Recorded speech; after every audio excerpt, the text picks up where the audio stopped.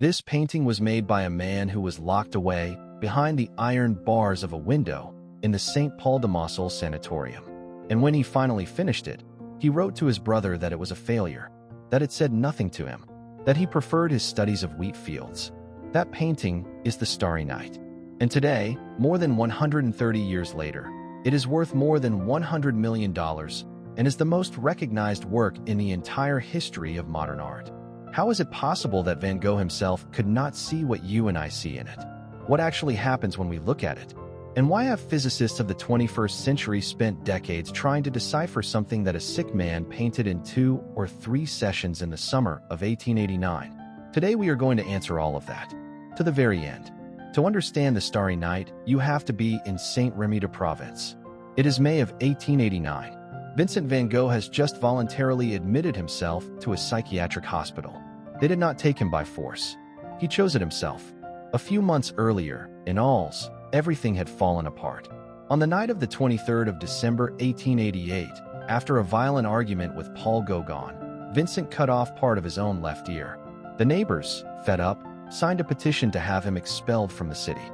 And Vincent, exhausted and lucid at the same time, made the decision to shut himself away.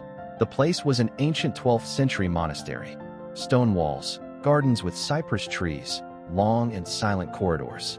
Dr. Théophile Perron diagnosed him with epileptic attacks, although modern doctors debate whether it was bipolar disorder, porphyria, or something we still do not know how to name properly. Theo, Vincent's brother, paid for him to have 2 rooms, one for sleeping and one for painting. That was an extraordinary luxury for a mental patient in the 19th century.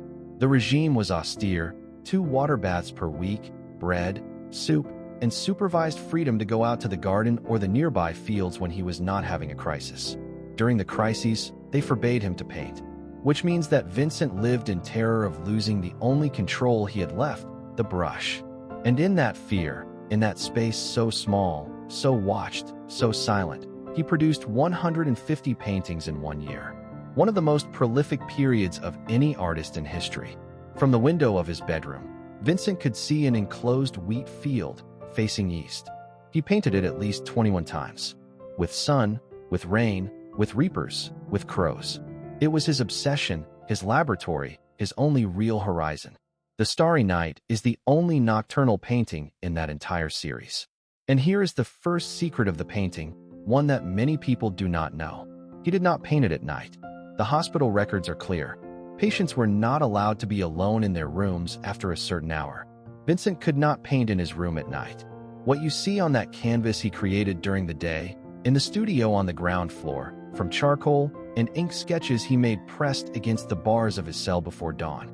And there is more. The village that appears in the painting, that cluster of little houses with the church spire in the background, did not exist in the real landscape of Saint Remy either. It was imaginary. It was a construction of memory, the Dutch bell towers of his childhood, of Groot Zundert, of the north where he grew up. Provençal houses have different shapes, different proportions, different towers. The ones in the painting are Dutch. Vincent painted what he remembered, what he longed for, what he had lost, and he mixed it with what he saw. That mixture, that tension between reality and desire, is what makes the painting breathe in a way that no purely documentary landscape can breathe. There is something in the swirls of the Starry Night that has unsettled physicists for decades. In 1941, a Soviet mathematician named Andrei Kolmogorov described something called the turbulent energy cascade. It is the way in which a fluid in motion, wind, water, the atmosphere, organizes its vortices. The large ones divide into medium ones, the medium ones into small ones, following a precise mathematical proportion. It is the law that explains why clouds have that shape, why smoke rises in spirals, why water falling into a river organizes itself into vortices. Van Gogh died 13 years before Kolmogorov was born. And yet, in 2024, a team of researchers at Xiamen University in China published in Physics of Fluids the most detailed digital analysis ever made of the painting. 30,000 pixels wide, 30 microns of resolution per pixel. They measured the 14 main vortices in the sky, ranging from 4 centimeters in diameter to 27. And they found that they follow Kolmogorov's law with a precision that no painter could deliberately reproduce. 14 vortices. the correct proportions, the correct distances, the correct intensity. A man with epileptic crises, locked in an asylum, painting by day a nocturnal scene that did not exist, had intuitively captured something that scientists took decades to formulate mathematically. There are those who say that is impossible, that it is a statistical coincidence.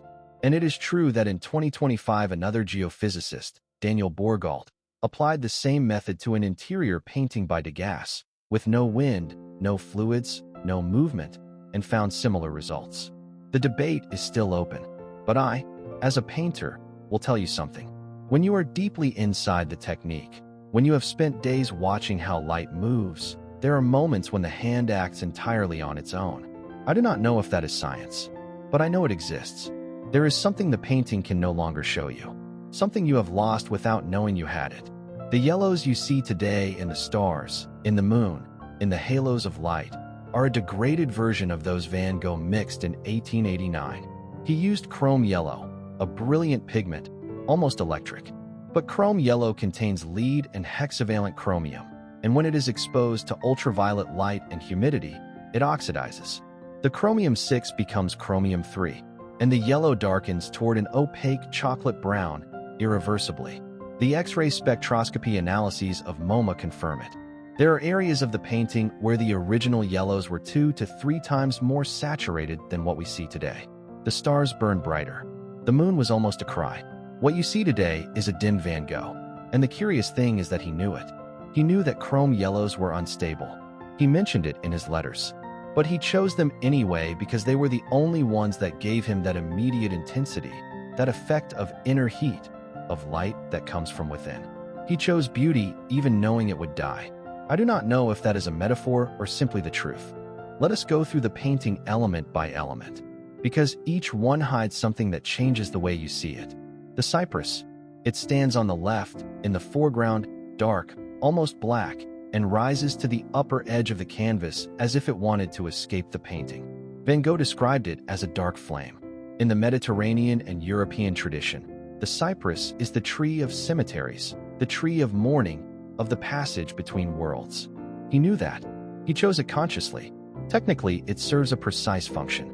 Its dark mass makes the yellows and whites of the stars stand out even more by contrast. It is the darkness you need for light to exist.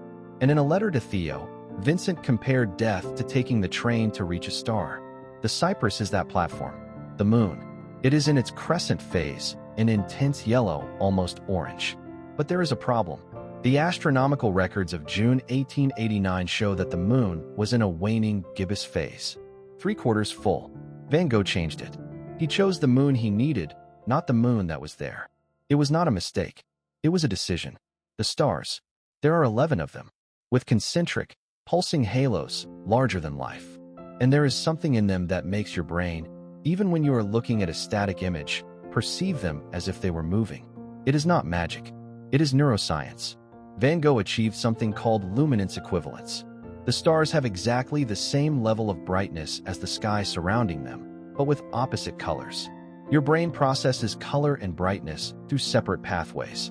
When brightness is the same but color is different, the visual system cannot fix the position of the object. The result is that the brain interprets it as movement. 130 years before anyone described that scientifically, Van Gogh had painted it. The brightest star. The one to the right of the cypress, larger than all the others, white and radiant. Astronomers identified it decades ago. It is Venus, confirmed by astronomer Charles Whitney of Harvard.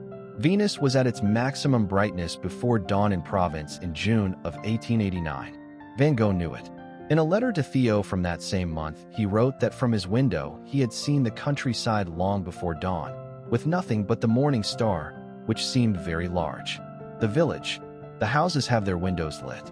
There is life inside, people sleeping, people awake. The church, on the other hand, is dark. It has no light. There is no one there. That is not accidental. Van Gogh had rejected institutional religion years earlier, but he was still searching for something close to the spiritual. In a letter to Theo he wrote, "I have a terrible need of, dare I say the word,